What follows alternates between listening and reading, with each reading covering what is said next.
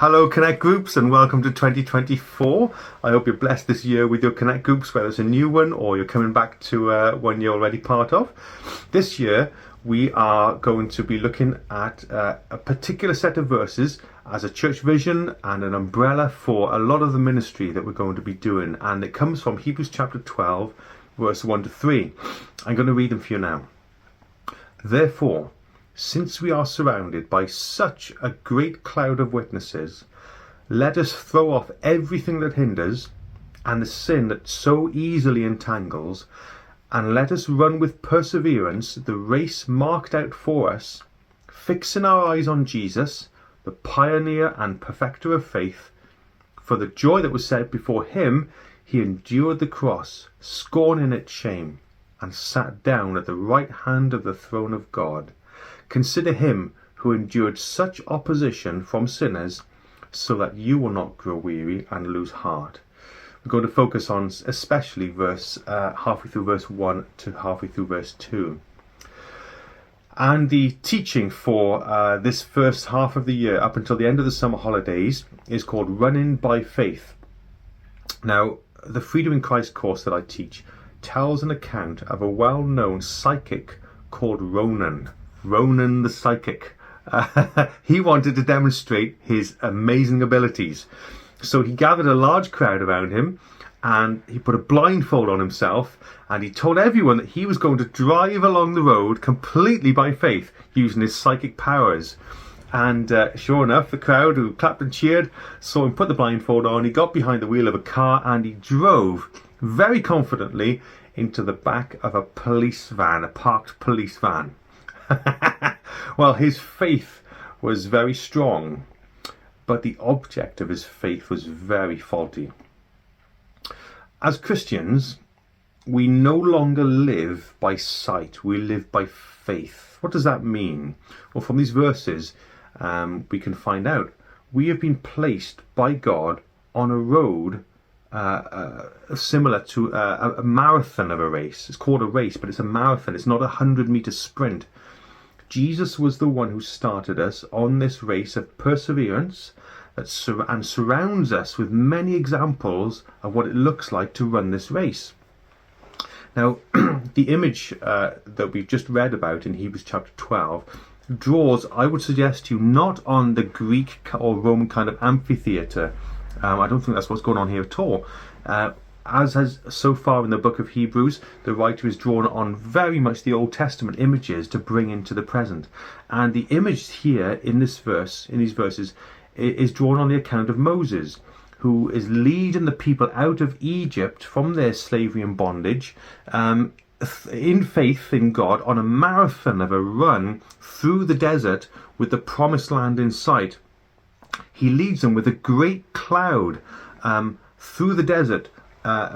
God leads them through Moses, who's got his eyes fixed on this great cloud, which God himself dwells in the midst of. And this cloud settles on the tabernacle, and when everyone keeps their eyes on the cloud, they know when to stop or when to start their journey again. Now, in our marathon of a race, we fix our eyes on Jesus, who leads us. And the cloud is now full of people who have gone before us, showing us by examples of their experience what it means to live by faith and what is ahead of us, promised by God ahead of us and sealed by covenant. But just like the Israelites experienced many things that hindered them in their marathon race, and the sin that really easily entangled them in their 40 years of wandering, we also come across hindrances and give in to sinful temptations that wrap around our legs, wrap around our arms, make us weak, unable to continue. We end up with feeble knees and shaking arms, as it goes on in chapter 12 to say. And these things make us weary, and we lose heart in our marathon with God.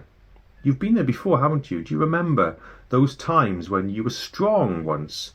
You were running with consistency and it seemed to be so easy to be a Christian. There were no obstacles.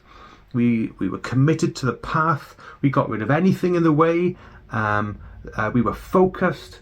Nothing seemed impossible or too costly to sacrifice for that end goal. Do you remember those times? Perhaps you're living in one now, which is great. We weren't dependent on what we could see immediately in front of us or way in the distance. We were ready to approach each challenge on the route in faith that God would keep us, knowing what the final outcome would be. And maybe that is your experience right now. Maybe in 2024, as we begin, it's the opposite. What we're going to do for the first half of this year is look at various people in the Bible and how they worked out these first few verses of Hebrews chapter 12. We're actually going to do this because we're encouraged by the previous chapter in chapter 11, which gives us a list of people who lived by faith. And we're going to add to that number. We're going to look at lots of Old Testament characters who will increase the size of the cloud so that we have lots of examples.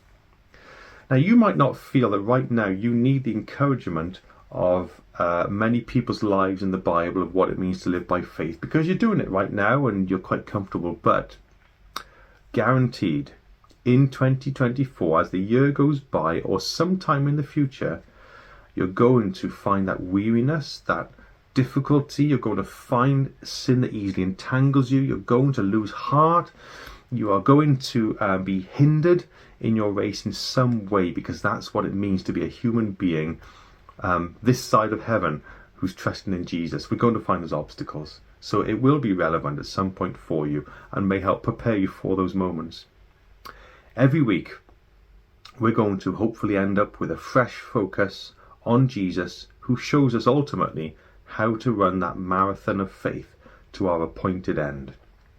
In our passage, it tells us that for the joy set before him, he endured the cross, scorning its shame, and sat down at the right hand of the throne of God.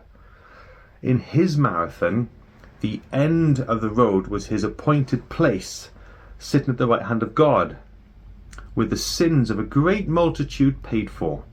In order to get there, from here to there, he had to persevere in faith, not by sight, that this was achievable on the other side of the cross.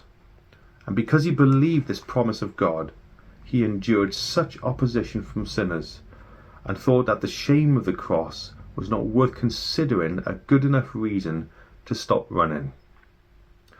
So, for the moment, why don't we, in this first Connect group of our time back together again, reflect on what Jesus did a little more, and perhaps, if you feel comfortable, you can share where you are at the beginning of this year in your marathon and the things by faith you are holding on to. How does looking towards Jesus help you, or how can it help you when you do so? So why not read those verses again in the Connect group, have a discussion about that, and start praying that as people share with us from these characters in the Old Testament, we too can run by faith. Bless you, and we'll see you soon.